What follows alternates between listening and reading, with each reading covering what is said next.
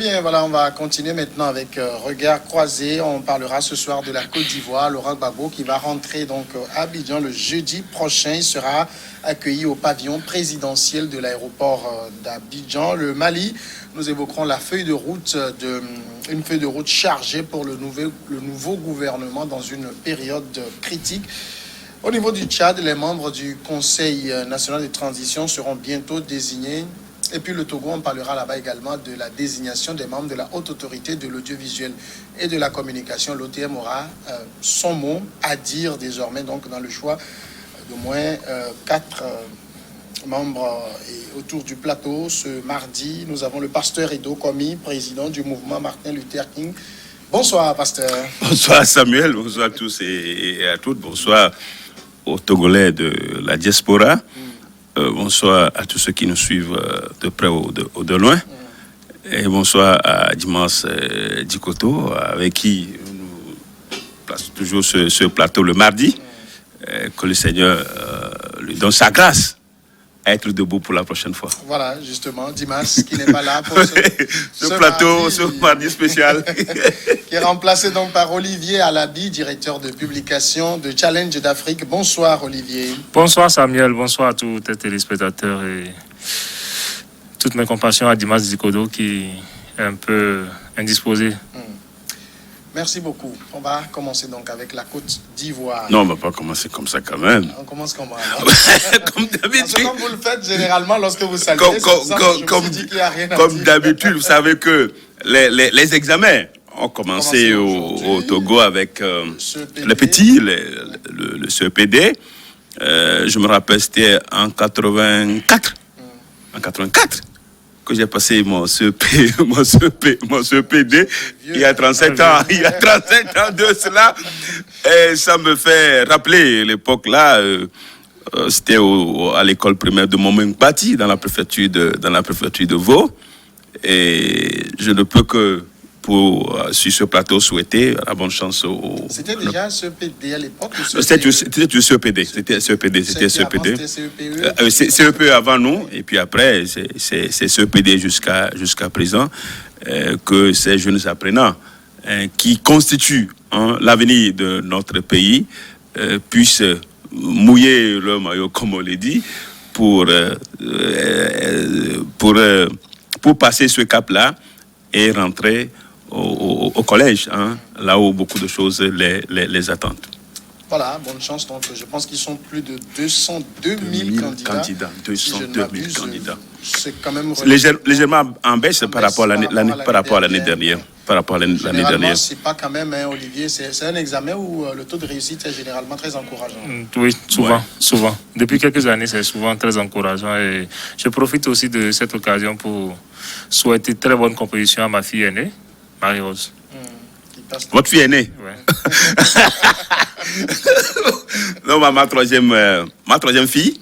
Ma troisième fille qui est avant Benjamin, donc qui passe aussi CEPD. Les deux sont à l'université. La mienne, mon aîné, ce sera l'année prochaine. Bon, la Côte d'Ivoire, notre premier sujet, on parle donc du retour de Laurent Gbagbo, l'ex-président ivoirien qui doit donc revenir en Côte d'Ivoire le jeudi prochain après 10 ans d'absence, sera accueilli au pavillon présidentiel de l'aéroport d'Abidjan. C'est ce qu'a annoncé lundi son parti, le Front populaire ivoirien. Le président Alassane Ouattara a décidé de donner le pavillon présidentiel pour accueillir le président. Laurent Gbagbo, a déclaré le secrétaire général du Front populaire ivoirien, Asso Adou. Lors d'une conférence de presse, il a salué un message fort et remercié solennellement Alassane Ouattara pour ce geste en faveur de la réconciliation nationale. Pasteur Edo, un président Gbagbo dans le pavillon présidentiel, c'est beaucoup d'honneur.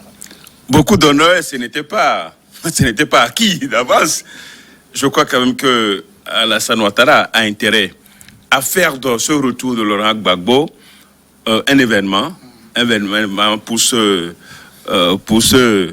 pour être auréolé par rapport à son image qui a été entre-temps écornée par son troisième mandat que nous avons tous décrié un peu partout en Afrique. Donc, je crois que c'est le top départ pour la réconciliation nationale en Côte d'Ivoire.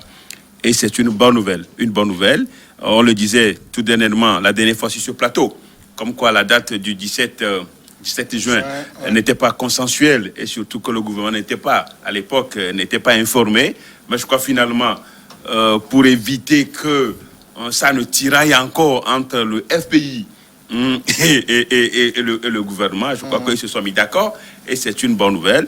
Donc, le retour de Laurent Gbagbo est désormais un événement. Ce n'est pas encore arrivé. C'est dans 48 heures, moins de 48 heures, il sera en Côte d'Ivoire.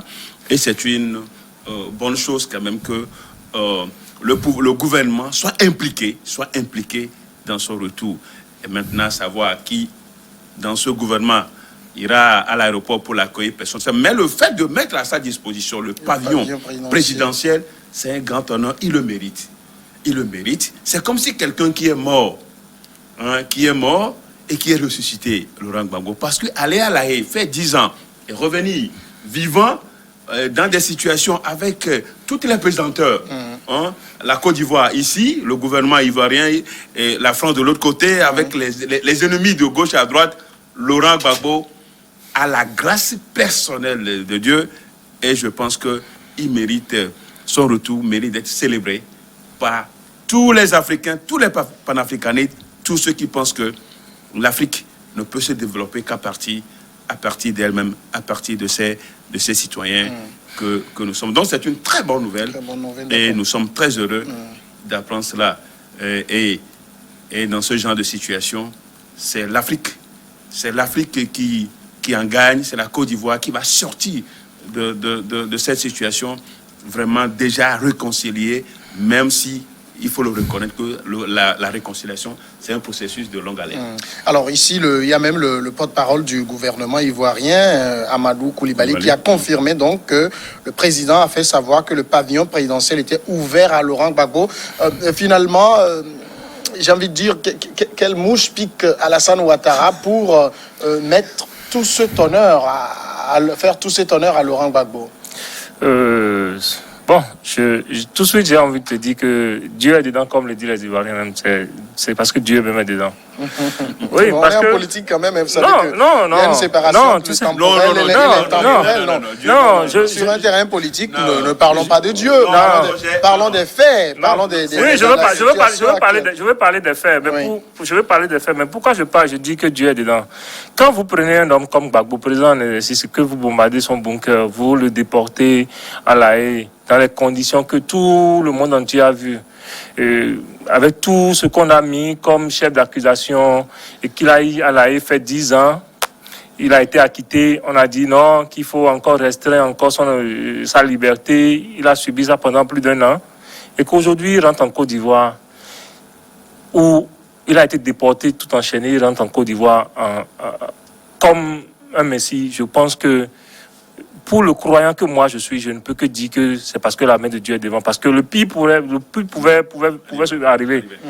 Fait 10 ans hors de son pays, avec tout ce qu'on a dit sur Gbagbo, tout ce les gens ont écrit sur Gbagbo pendant 10 ans, je pense que il ne faut pas oublier que pendant ces 10 ans, il a perdu beaucoup de membres de sa famille, il a perdu sa mère, il n'a même pas pu assister à l'enterrement de sa mère. Ça veut dire ce que ça veut dire. Et si aujourd'hui, il revient en Côte d'Ivoire et que le même Alassane qu'il a envoyé à La Haye, le même Alassane à qui il a donné un passeport diplomatique, à qui il a permis de rentrer en Côte d'Ivoire, alors qu'il était sous un mandat d'arrêt, le même Alassane à qui il a permis de participer aux élections, alors qu'en ce moment, il était dit qu'il n'était même pas ivoirien, sa nationalité était même mise à mal. Si c'est ce même Alassane qui l'envoie à La Haye, et qui aujourd'hui, après 10 ans, trouve qu'il faut que Gbagbo rentre, et rentre avec tous les honneurs, je pense que, je le redis, c'est parce que la main de Dieu est dedans. Et moi, qu'est-ce qui me pose problème? Quand j'ai écouté que Gbagbo devait rentrer et que Alassane a mis le pavillon d'honneur présidentiel à disposition, je me suis dit que ces politiciens africains s'amusent avec le peuple. Parce qu'on savait qu'on allait le faire. On savait que la date, on n'avait pas forcément besoin d'informer que l'état-major de Gbagbo n'était pas forcément obligé d'informer, de prendre l'assentiment du gouvernement ivoirien avant de fixer la date de retour de Gbagbo. Parce que quand je veux bien prendre le président Alassane au mot, il dit... Ils rentrent quand ils veulent. Ils rentrent à partir du moment où la CPI les a quittés. Gbagbo et Charles Blé Goudé peuvent rentrer en Côte d'Ivoire dès qu'ils le souhaitent. Et que je paye même leur voyage. L'État ivoirien paye leur voyage.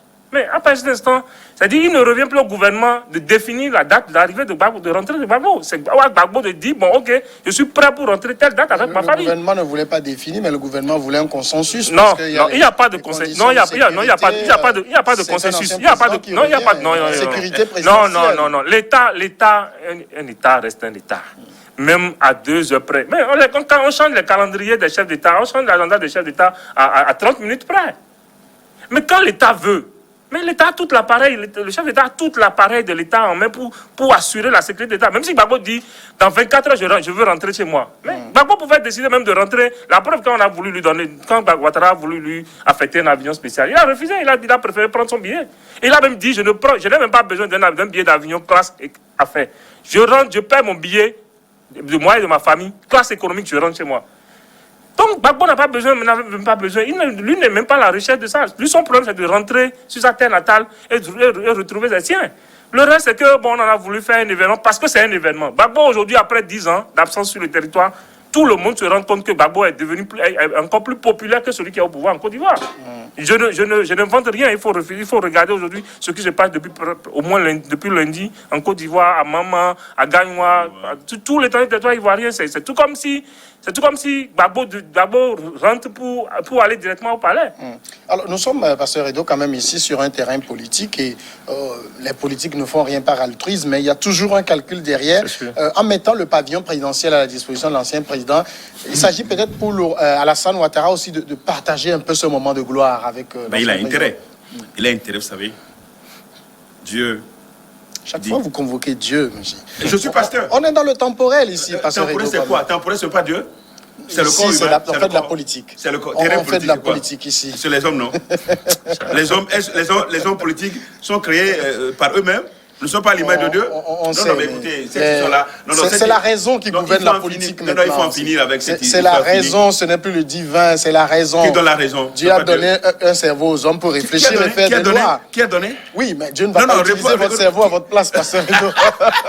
Non, il faut pas tromper le peuple. Il faut dire que Dieu intervient toujours dans la gestion des affaires des hommes, qu'on le veuille ou pas. Maintenant avec Laurent Gbagbo, je pense bien que Alassane Ouattara a intérêt à s'impliquer dans le retour. Parce que lui-même, Laurent Gbagbo est devenu, c'est un épouvantable. C'est comme si c'est effroyable, c'est redoutable. Dieu dit, je dresserai une table devant toi, hein, en présence de tes ennemis. Donc voilà la table d'honneur qui est dressée maintenant. Et qui est dressée, c'est comme si vous prenez... Naman, le général Naman, qui est obligé, hein, de dresser, de crier, hein, au nom de la gloire, hein, de la gloire de ceux qui se lient. Donc, c'est pour dire que ce que nous sommes en train de vivre aujourd'hui, c'est un événement historique et c'est un événement qui concerne toute l'Afrique, tout le continent africain. Parce que Laurent Gbagbo rentré en Côte d'Ivoire, Alassane Ouattara sait qu'avec tout ce qui se passe, avec l'engouement, hein, la mobilisation populaire aujourd'hui en Côte d'Ivoire pour le retour fait que Alassane Ouattara n'existe que de nom en Côte d'Ivoire, même en tant que président, il n'existe que de nom. Donc il faut qu'il fasse quelque chose pour attirer au moins les gens vers lui. Et c'est pourquoi c'est conseillé certainement, c'est qu'on dit, si nous mettons ce pavillon présidentiel, parce que Gbagbo était déjà, et c'est un ancien président, c'est un président qui a été déporté vers la haie. Et donc, je pense que c'est un événement à saluer, mais vous savez aussi, vous le dites, que le politique ne fait rien pour rien. Hein? Donc, il faut quand même être prudent. Avec ce pavillon. Bon, je n'ai pas dit ça dans ce sens. On ne fera rien à Laurent Gbagbo. Laurent Gbagbo étant vraiment toujours guidé par l'Esprit de Dieu, connaît tout. Il sait tout. D'accord. Il sait tout. Et donc, je dis quand même que il faut dire quand même, il faut saluer ce geste quand même dans la sorte qui a compris finalement que la réconciliation en Côte d'Ivoire ne pourra se faire sans Laurent Gbagbo. En même temps, Olivier Alabi, bon, c'est vrai que tout ceci est bien beau. On parle de réconciliation, mais il y a toujours des pages sombres qui sont derrière. Pour jeudi, on oublie tout ça, on oublie le passé, parce que Laurent Gbagbo revient. 3000 morts tout de même en 2010 et 2011. Ouais, bon, moi j'ai déjà répondu à cette question sur d'autres plateaux. J'ai dit 3000 morts, oui. Et c'est comme on peut me dire que au Rwanda, on a eu plus que ça. 800 000 morts. Mais ce qui se passe en Syrie, Olivier. Ce qui se passe en Syrie. Dans tous les cas, même s'il y a eu 7000 morts en Côte d'Ivoire, Gbagbo n'est jamais, personne ne peut, je défends quiconque, personne ne peut me prouver que Gbagbo a pris les armes, ou Blé Goudé a pris les armes pour aller tuer les gens. On a vu, autant il y a eu de morts à Bobo. Non plus, n'a pas pris des armes. Autant, justement, j'en viens, autant il y a eu de morts, mais la différence c'est que quand ça a commencé en Côte d'Ivoire, Gbagbo incarnait l'État.